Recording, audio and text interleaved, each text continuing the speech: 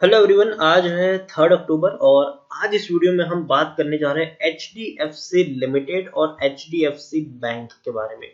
देखिए, दोनों ही दमदार शेयर है और दोनों ही ऐसे शेयर है जिसके ऊपर आप लॉन्ग टर्म के लिए भरोसा कर सकते हैं।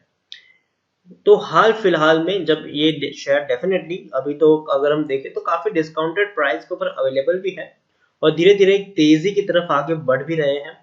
तो खरीदारी करने का सही मौका है कि नहीं, और जिन्होंने खरीदारी की है उनको अब यहाँ पर क्या करना चाहिए, उसके बारे में आज हम इस वीडियो में बातचीत करेंगे। लेकिन उससे पहले अगर आपने अभी तक चैनल को सब्सक्राइब नहीं किया है तो प्लीज अभी इसे सब्सक्राइब कर लीजिए, क्योंकि आगे भी बहुत सारे वीडियोस हैं जो आपको काफी ज्यादा हेल्प करेंगे।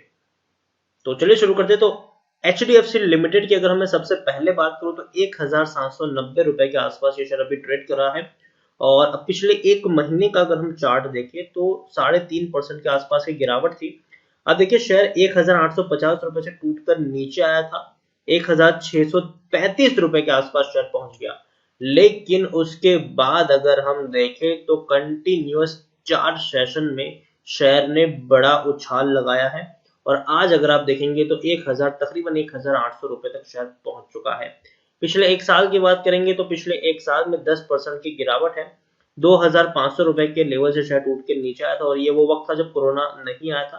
कोरोना आते ही शेयर में गिरावट आई, 1500 रुपए के आसपास का लो भी बनाया। फिर तेजी आई, गिरावट आई, तेजी आई, गिरावट आई, तेजी आई, गिरावट आई, तेजी आई, गिरावट आई, तेजी आई। फिर वापस गिरावट आएगी, फिर वापस तेजी भी आपको देखने को मिलेगी। लार्ज कैप शेयर है ये, 3,18,000 करोड़ से भी ज्यादा का इसका मार्केट कैप एनएसई में देखने जाए तो 37 लाख से भी ज्यादा का इसका वॉल्यूम ट्रेड देखने को मिल रहा है। शेयर होल्डिंग की अगर हम बात करने जाए तो बहुत बड़ी होल्डिंग जो इसकी है वो एफआईएल्स ओन करते हैं। 70% से भी ज्यादा की होल्डिंग एफआईएल्स के पास है।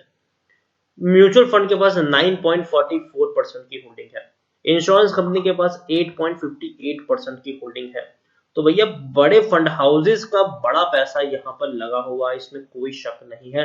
37 म्यूचुअल फंड स्कीम और 1760 से भी ज्यादा एफआईएल्स का पैसा यहाँ पर लगा हुआ है। हाईएस्ट पब्लिक शेयर में आपको एलआईसी देखने को मिल रहा है 5.39% की होल्डिंग के साथ। इंडिविजुअल इन्वेस्टर होल्डिंग 8.38% के आसपास देखने को मिल रही है। उसके अलावा देखिए, डिविडेंड भी अच्छा पेगा, 175% का डिविडेंड पे करा, मतलब पर शेयर आपको 3.5 रुपए मिल रहा है और ये इंटरम डिविडेंड है। असली डिविडेंड इससे ज्यादा ही इसने पे किया है। HDFC लिमिटेड की बात करो, टेक्निकल रेटिंग अभी भी काफी शानदार है। अभी भी अगर हम देखें तो वैल्यूएशन की मैं बात करूं तो 18 के आसपास का पी है, जबकि इंडस्ट्री पी 14 के आसपास देखने को मिल रहा है। बुक वैल्यू 535 है, प्राइस टू बुक वैल्यू 3.34 है, ईपीएस 98 है और डिलीवरी तकरीबन 57 के आसपास देखने को मिली है। 50-50 आप देखिए, यहाँ पर हर कोई खरीदने और होल्ड करने की बात करे, कोई भी आपको बेचने की सलाह नहीं दे रहा है। According to Moneycontrol user 50% लोग खरीदने की सलाह दे रहे हैं, 50% लोग होल्ड करने की बात कर रहे हैं। कोई भी आपको बेचने की सलाह नहीं दे रहा है और ये खासियत होती है एक अच्छे और दमदार शेयर की। यहाँ पर हम देखने जाए तो आप देखते हैं कि सबसे पहले हर क्वार्टर में इस कंपनी ने इस बहुत ही बड़ा मुनाफा कमाया है। 2500 करोड़ की एवरेज प्रॉफिट आपको देखने को मिल रहा है हर क्वार्टर में। हालांकि सितंबर 2019 में 9550 करोड़ तक का मुनाफा इनका हो चुका था, लेकिन उसके बाद अगर हम देखें तो एवरेज 2500 करोड़ का प्रॉफिट हर क्वार्टर में इसने दर्ज किया है। और बड़ी होल्डिंग एफआईएल से लेकर म्यूचुअल फंड से लेकर इंश्योरेंस कंपनी की देखने को मिली, क्योंकि भरोसेमंद शेयर है ये और एक बहुत ही बड़ा इनका बिजनेस है और ऐसा बिजनेस जिसमें कभी भी मंदी नहीं आएगी, लोगों को पैसों की जरूरत पड़ेगी और इनके पास वो लोग आएंगे ही आएंगे। पहली चीज ये कि अगर मैं बात करूं HDFC लिमिटेड की, अगर मैं यहाँ पर बात करने जाऊं तो मुझे काफी दमदार शेयर लगता है ये, और मैं यही कहूंगा कि खरीदारी की है तो बने रहने की सलाह है। फ्रेश बाइंग करना चाहो तो कर सकते हो, जब भी इसमें गिरावट आए आप खरीदारी करो, डरो मत, खरीदारी करो। और लेकिन एक शर्त है, नजरिया जो है वो आपका लंबी अवधि का होना चाहिए, शॉर्ट टर्म का नजरिया नहीं होना चाहिए। दूसरा जो शेयर है वो HDFC बैंक है। HDFC बैंक में अगर हम देखने जाए तो इसकी जो प्रमोटर है वो है HDFC लिमिटेड। इनके प्रमोटर HDFC लिमिटेड है। HDFC बैंक के 1100 रुपए के आसपास शेयर ट्रेड कर रहा है। हालांकि पेंडेमिक के दौरान शेयर टूट गया था, काफी नीचे तक ये शेयर पहुंच गया था, 765 रुपए तक भी आ गया था, लेकिन बाद में फिर से बड़ी तेजी आई, फिर गिरावट आई, फिर तेजी आई, फिर गिरावट आई, फिर से तेजी की तरफ इसने रुख अपनाया है।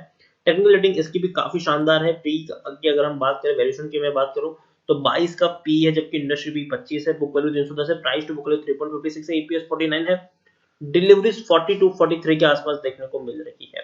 According to Moneycontrol user 57% लोग खरीदने की सलाह दे रहे हैं, 14% लोग होल्ड करने की बात कर रहे हैं, जबकि 29% लोग बेचने की भी बात कर रहे हैं।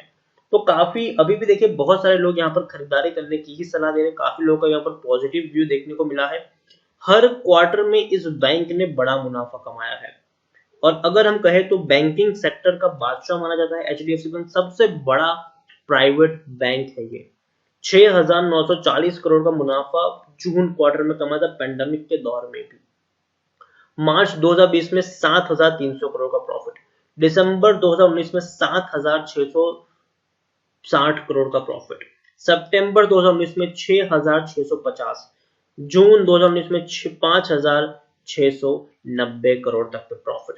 तो हर क्वार्टर में ये जो प्रॉफिट है ना वो वाकई में काफी बड़े प्रॉफिट्स हैं, और ये आने वाले दिनों में और ज्यादा इनके प्रॉफिट आपको बढ़ते हुए देखने को मिल जाएंगे। प्रमोटर के पास 26.10% की होल्डिंग है, और प्रमोटर यहाँ पर एचडीएफसी लिमिटेड है जिनके बारे में हम अभी बात कर रहे थे। ये सबसे बड़े प्रमोटर है यहाँ पर।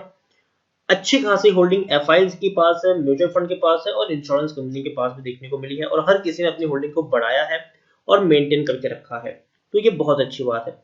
एचडीएफसी बैंक के बारे में भी कहूं तो देखिए दोनों ही शेयर काफी दमदार है, और दोनों ही लॉन्ग टर्म के शेयर है। देखिए अगर मैं कहूँ लॉन्ग टर्म के शेयर है, नजरिया आपका लंबी अवधि का है, 2-3 साल का है, तो बने रहे यहाँ पर, और जब भी गिरावट आए ना, आपको मौका मिले ना गिरावट में, आप यहाँ पर खरीदारी कर सकते हैं।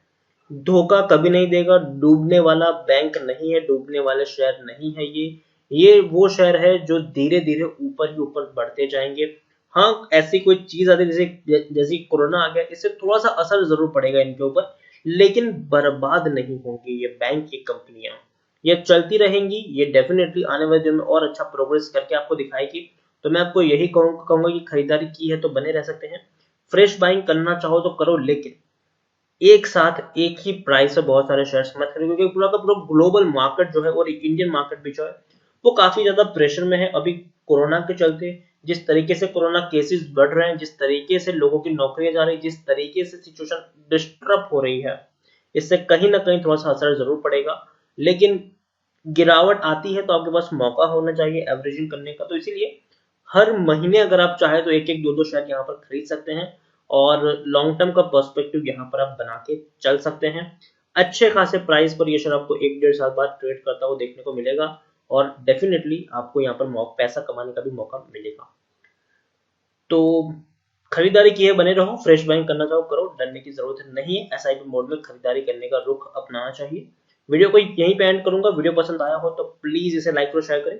अगर आप चैनल पर पहली बार आए तो प्लीज सब्सक्राइब करें, और एचडीएफसी बैंक और एचडीएफसी लिमिटेड दोनों के बारे में आप क्या सोचते हैं वो भी आप मुझे कमेंट में लिखकर बता सकते हैं। Thank you.